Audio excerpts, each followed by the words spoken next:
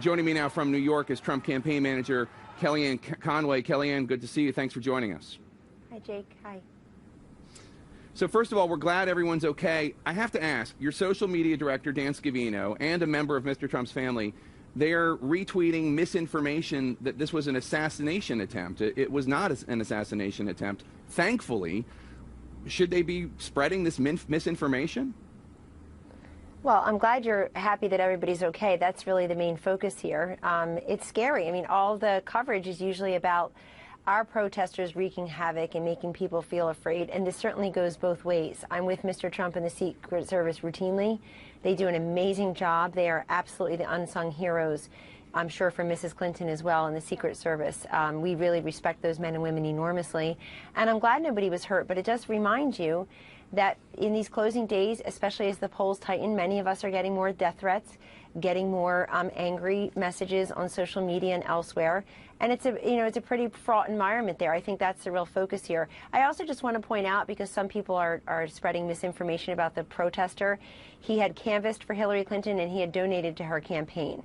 So this is a Democratic plant or operative trying to disrupt our rally. And I think that people saw a nimble, resilient Donald Trump, who would be nimble and resilient as president as well, take back to the stage Dan Scavino telling people, we're not going to be stopped. Nobody can interrupt this movement. But, you know, if you're Don Jr. and you're on a live TV set while you're watching this unfold, it's pretty rattling to think of what may have happened to your father. So I'll excuse him that. Except it wasn't an assassination attempt. It was apparently a local voter, a Republican, who says he is supporting Hillary Clinton. He has given money to Hillary Clinton. He has canvassed for Hillary Clinton. Yes. But he says he's a Republican. But most importantly, he was not trying to assassinate anyone. Here's what I'm talking about. Let's put it up. Donald Trump Jr. and Dan Scavino retweeted this, quote, Hillary ran away from rain today. Trump is back on stage minutes after assassination attempt. Again, we're very happy that this was not an assassination attempt, but why is your campaign spreading that it was? Well, how do you, first of all, that's really remarkable, I have to say, that that's what the storyline is here. I thank you for reminding everybody that the rain chased her away. There weren't a lot of people there at her rally to begin with, and the rain just let them running for cover. I think she's got to sort of travel nonstop with Beyonce, Jay-Z, and the likes of that just to prop her up and get a decent crowd. People, by the way, are there to see Beyonce, not to see her. And, you know, Jake, I want to say, are CNN going to retract all the storylines, all the headlines, all the breathless predictions of the last 2 weeks that it turned out not to be true? The race is over. The path is closed. It's going to be a blowout. You guys retract that, and I'll give a call to Dan Scavino about the retweet. I never reported anything along those lines. I've always been saying that this was going to be a tight election, and even when Hillary... Who hasn't? CNN certainly has. CNN certainly has. You know, I love CNN, but you got to be honest here. The lower third, what's always on the chyrons, the panelists, the so-called experts, constantly saying she can't lose, the race is over, the path is narrowed. And you know what? I actually thank you guys in part for that. I've never heard anybody say the race CNN? was over. We've been saying all along that Donald Trump has a path to the presidency, and you can say wow all you want. I've never said that the race was over. We can replay as many tapes as you want. Let's move on. I want to play something that was said on Sunday at that same rally by the chairman of the Nevada Republican Party, Michael McDonald, and by your candidate, Donald Trump. Take a listen.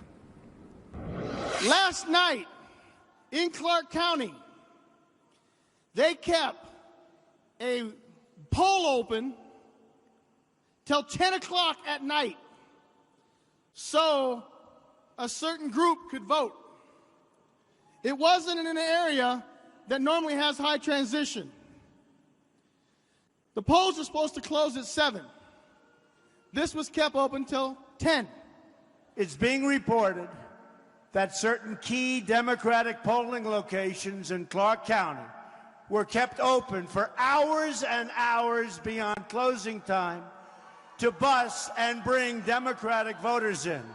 Folks, it's a rigged system. KellyAnne, a spokesperson for Clark County, Nevada, said that folks who were in line before the polls closed were allowed to stay in line and vote. I'm sure you know that that's a common practice throughout the country. If a whole bunch of Trump voters are in line when the polls close in Ohio, should they not be allowed to vote, or would you want the polls closed only after every single one of them in line at the closing time was allowed to vote? We just always want the law followed and the rules followed, and I do predict that you're going to see really long lines, serpentine-like lines on Tuesday of folks there for Donald Trump. You're going to see record turnout in many of these places. But look, it's concerning when you hear reports about special favors and perhaps special rules for Democratic voters. We already know that their presidential nominee has special rules for her. What's this? I I'm don't saying understand. that we got reports of that. If people are in line when the polls close, the people who are in line at that cutoff time are traditionally, and in some places by law, allowed to vote. You want that to happen on Tuesday with Trump voters. That's what Clark County was reportedly doing with other voters. Yeah. So I don't understand the discrepancy. Well, we've not been able to independently verify that, but I'm telling you that we just want the rules and the law followed, and that'll be fine. But excuse us that the Democratic presidential nominee is somebody who lives under a separate set of rules than the rest of us. That's very clear. She gets to set up private email servers and lie about it and flout the law and compromise your kids and my kids' national security. Well, but that's what the voters are focused on too. We have a report this morning that she has her maid, one of her housekeepers, printing out classified information. Who is this person who is so selfish and so peevish? I don't know what reporting you're. But my question is, if voters are in line at a cutoff time, and the county says you're in line at 7 o'clock, therefore we're going to wait until everybody in line at this cutoff point can vote, what's the problem? If that is true, there isn't a problem. But we don't know that that's true, and we'll all take a look at Tuesday as well. But yes, we just want the rules and the law followed. But remember, the Democratic Party chose Trump to said clear it was the rigged. Field, and he's been saying that the system is rigged for a long time, and apparently no, but he was millions of talking voters agree. specifically about you don't have the information. Mr. Trump is saying that the system is rigged with these voters who are American citizens voting, and I'm just trying to figure out why that's a problem, why that's an example of anything being rigged. People are allowed to exercise the right to vote as long as they're in time at the cutoff point. Right. Jake, on that, we agree. Now, we've now said it 4 times because I'm sure it's a better storyline to discuss than the tightening polls and the fact that we're playing follow the leader and Hillary Clinton is following us to Michigan, following us to Pennsylvania, following us to Wisconsin, following us to New Hampshire, all these blue states on her schedule now for an arrogant campaign that's booked fireworks in New York to celebrate her victory on Tuesday night. She's got the President of the United States running around to blue states that he carried twice just to prop her up. That's actually the big story this morning. But if we want to say for the 4th time and agree together for the 4th time that if, big conditional word, if the law is being followed and people are in line, they ought to be able to vote. Donald Trump's been talking about a rigged system all along. His poll numbers started to tighten right after that 3rd debate. And part of it was him talking about a rigged, corrupt system where people just can't get a break. He's the voice for the forgotten man, forgotten woman. And since then, we've seen the polls continue to tighten to the point where we're deploying our 2 best assets, Mr. Trump and Governor Pence, in traditionally blue states that Barack Obama carried twice with well more than 50% of the vote, a number Hillary Clinton hasn't seen all along. Why is this woman who starts out with 248 electoral votes unable to find 22 more? I mean, it's absolutely confounding. She just can't find the extra 22. It's a very competitive race. Very competitive race, and we've been covering the fact that we've been covering it that way, and we led the show with a senator from Minnesota to talk about the fact that Mr. Trump is going into Minnesota today. Who sounded very worried, by the way. He said he was worried. Your campaign's created a final 2-minute closing ad. I want you to take a listen to part of it. Our movement is about replacing a failed and corrupt political establishment with a new government controlled by you, the American people. The establishment has trillions of dollars at stake in this election. It's a populist message. It takes on Wall Street. Can you tell me one policy that Donald Trump would enact that Goldman Sachs will not like? They probably would not like the fact that he is going to renegotiate trade deals and bring jobs back from China and Mexico, make Americans keep American jobs here. I can't imagine that, that a lot of people on Wall Street appreciate that. They seem to like the way the policies have been going more recently. Why would Goldman Sachs not? Why would Goldman Sachs not? Why would Goldman Sachs? Why would they be against trade deals that benefit the American worker? Well, they don't necessarily benefit Goldman Sachs, but I think more to the point, when you go back and look at TARP, which we got from a Republican president, and it was continued by a Democratic president, Donald Trump would not be for that. and that benefits all these big banks who didn't need the help. In some cases, were forced to take the money because the government told them to. That was 2007, 2008 legislation. That was legislation from 8 years ago. But right. Well, you guys always want to talk about the Iraq War, which was 5 years before that. Right. Look, he's going to stimulate energy investment.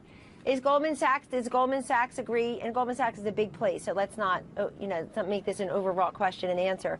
But does Goldman Sachs want the kind of energy independence that Donald Trump wants, so that we stop relying upon foreign sources of oil and we start unleashing the energy that's off of our shores and under our feet right here in the U.S., spur economic growth within our communities, do the hydraulic fracturing that's unleashing the natural gas that we have right here? Are they? So there are many different. Well, there you go. Well, there's an answer. In other words, let's ask them. But the fact is, Hillary Clinton is a tool of the big banks that gave her. And I'll tell you one more thing he wouldn't do.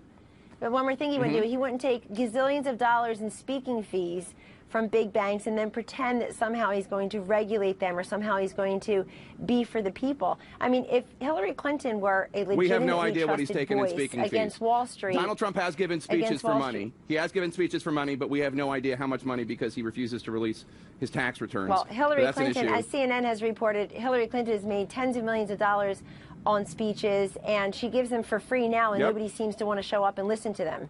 So, I mean, her crowds look like we know that she's given. We know that she's made that money because she's released her tax returns. We know that she's made that money because she's released her tax returns. No, we know she's made that money because the Clintons are all about money, and we just got confirmation that $1 million gift from Qatar for Bill Clinton's birthday. Look, Americans look at that and they say, last time I celebrated my husband's birthday, no foreign government gave us $1 million. Nobody said in emails, we want to make sure that Bill Clinton Inc. makes about $66 million. That's a lot of money, $28 million from Morocco. I mean, this is just not normal. And by the way, Americans, it's not necessary. You don't have to start the next 4 years under a cloud of corruption and unanswered questions by grifting and gifting among people who always put themselves first. I mean, if that weren't true, there's Jake, a lot of unanswered questions about. There's a lot of unanswered questions about Donald Trump because he doesn't release his tax returns. He has given speeches for money. We're told that we have no idea what they are because he won't be transparent with the American people about where his money is or where he's taking money from. He's very transparent. Here's what Americans should look at when they see. Here's what they should see when they look at Donald Trump: 104-page financial disclosure form. Everybody can pull it up right now. The first major party candidate to not release tax returns since 1976. Well, he's the first major party candidate to truly be outside of politics, and that's what people see. He's built a movement. Everywhere he shows, he's like 5 stops yesterday. Everywhere he shows, there's just thousands and thousands of people there in these so-called blue states. But we're supposed, and then the media asks, but will they vote? No, they just stood in line for 5 hours to go to a rally, 15,000 strong, but they're not going to show up on Tuesday.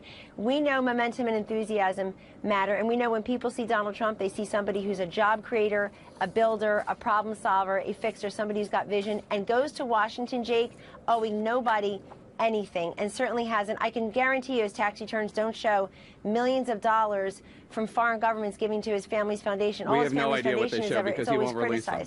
Well, you can't guarantee that because you have no idea what they show because he won't release his tax returns. He won't release his tax returns, so you can't guarantee anything. Is he under FBI investigation? Did he ask his housekeeper to print out national security classified emails? I mean, this woman has no respect for the law.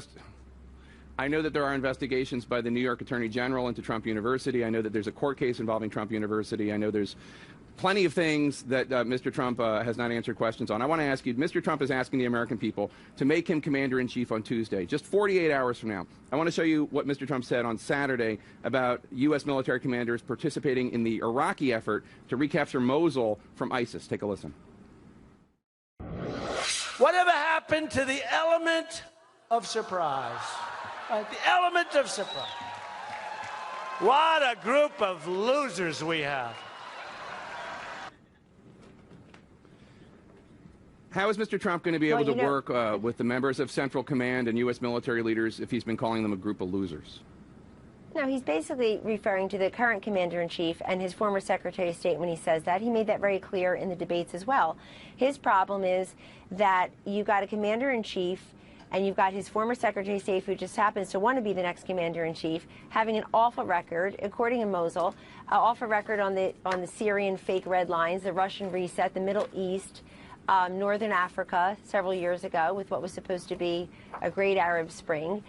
They own all these hot spots around the globe, and people ought to know that. They ought to see not what people say, but what they've done. And in the case of Hillary Clinton and her former boss, Barack Obama, that has not gone well, Jake. I don't think anybody can dispute that. If people thought their foreign policy and national security records were so great, she would be running away with this. She would say, look, I've been there. I was in the room. I made these tough decisions. I was Secretary of State. Therefore, I'm ready to be Commander-in-Chief. Why is she tied among why is he winning among veteran households, military households so handily? He's beating her by double digits because people don't trust her to be Commander-in-Chief. They think she's disqualified herself. She's unfit because she runs around with confidential information on some pervert server, having her maid print it out. I mean, this is somebody who's totally disqualified herself from being Commander-in-Chief based on her own actions.